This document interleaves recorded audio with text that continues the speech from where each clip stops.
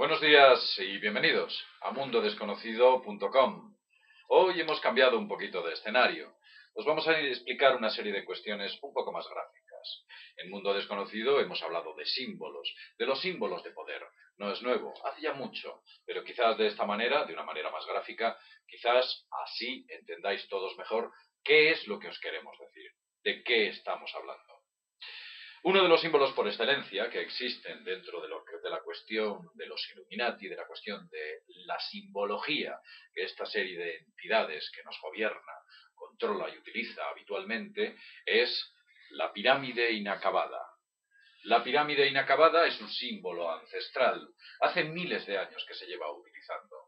Tanto a escala gigantesca como a escala minúscula, es algo que se repite en todas las culturas que conocemos, desde los mayas, los incas, los aztecas, pasando por los egipcios, por supuesto, los antiguos zigurats también de los antiguos sumerios, estaban dotados de una característica similar. Recuerdo, y por contaros una anécdota, en una ocasión estuve en el Museo del Louvre, en París, y en una de las salas, una pequeñita sala, no era demasiado grande, en ella se encontraban los vestigios de la antigua Sumeria.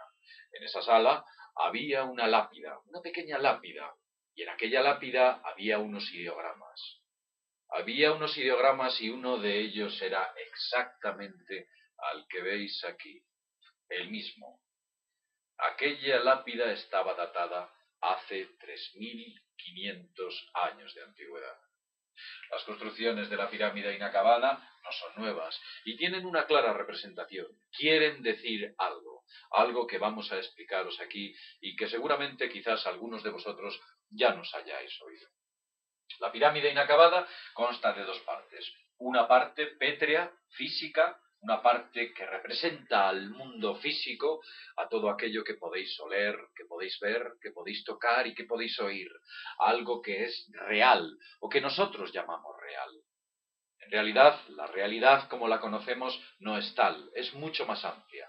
Pero continuamos explicando. Esa pirámide, que está inacabada, representa una estructura social. Una estructura social basada en el mundo físico en el que nos encontramos. La otra parte tiene un ojo dentro de un triángulo, y representa la parte de la pirámide que nosotros no podemos ver. Es invisible a nuestros sentidos. Ni ver, ni percibir, ni sentir, pero no por ello no quiere decir que no esté ahí. Ahí se encuentra y ahí está. En esta parte no estamos nosotros. Hay una serie de entidades que a lo largo de los últimos miles de años han gobernado al hombre de manera invisible y han controlado los designios de la humanidad. Las guerras, las crisis, los grandes problemas y las grandes catástrofes han emanado de este ojo que ha controlado, como ya he dicho, la estructura humana. El ojo está formado por un triángulo que representa, según las antiguas tradiciones, al Padre, al Hijo y a la Madre. Representa la creación, la parte creadora, la parte diseñadora y, por supuesto, la creación en sí. La parte ejecutora como tal, que gobierna la parte inferior. Esta parte inferior, básicamente, como veis, está basada en una estructura en la cual aquí hay una minoría de un 1%, y el resto se encuentra el 99% de los ciudadanos del mundo.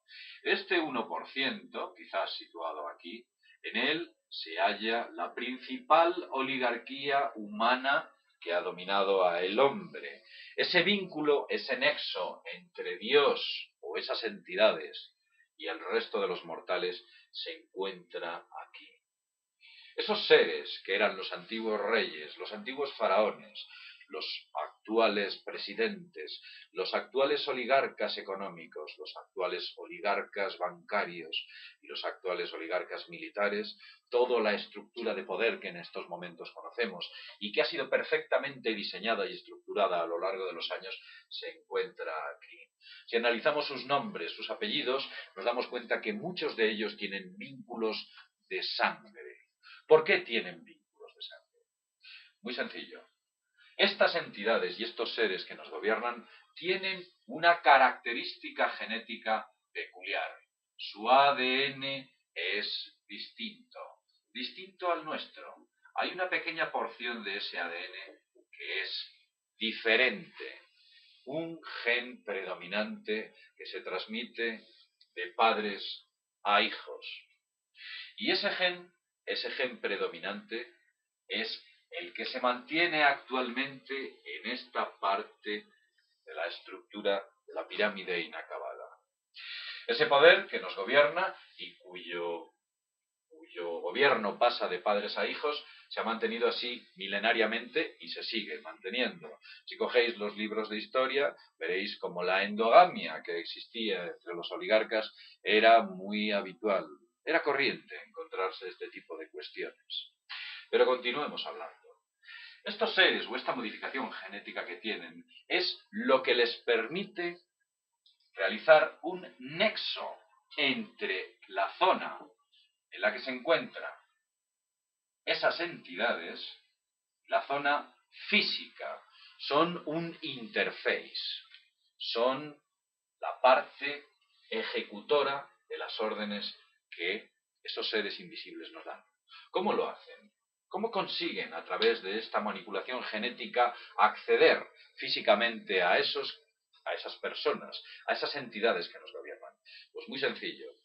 Esta parte es una parte que está en otra dimensión, es una realidad, pero a otro nivel, a otra dimensión. Y gracias a una correcta manipulación genética han conseguido acceder desde esa dimensión a la nuestra, utilizando a esos oligarcas que nos controlan y nos dominan.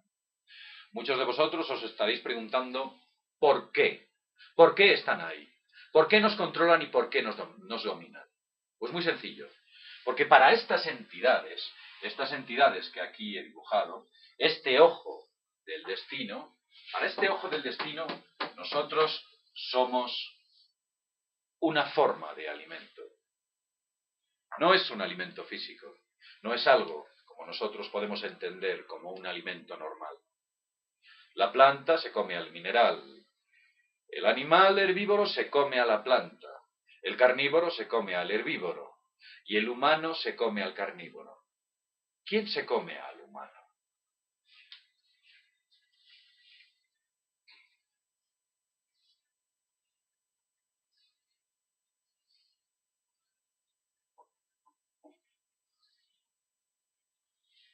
Ellos se comen al humano. Pero no es una alimentación física como podamos entender. Ellos no nos comen físicamente. Una serie de energías sutiles que emanamos, en ciertas circunstancias, alimentan algo que ellos necesitan.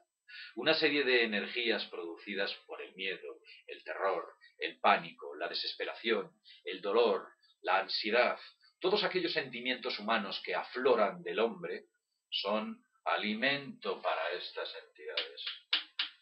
A lo largo de miles de años, como si fuéramos auténticas pilas conectadas en serie, a los hombres nos reunían en los antiguos templos que existían a lo largo de la historia y a lo largo de la geografía mundial.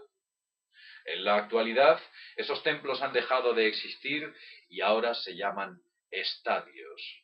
Estadios de fútbol, estadios olímpicos o esos puntos donde nos reúnen. Y nos reúnen el mismo día y a la misma hora y donde la gente y esas personas vibran y sienten y emanan esos grandes sentimientos de odio, de amor, de felicidad, de infelicidad, de desesperación, que desde luego alimentan a estas entidades.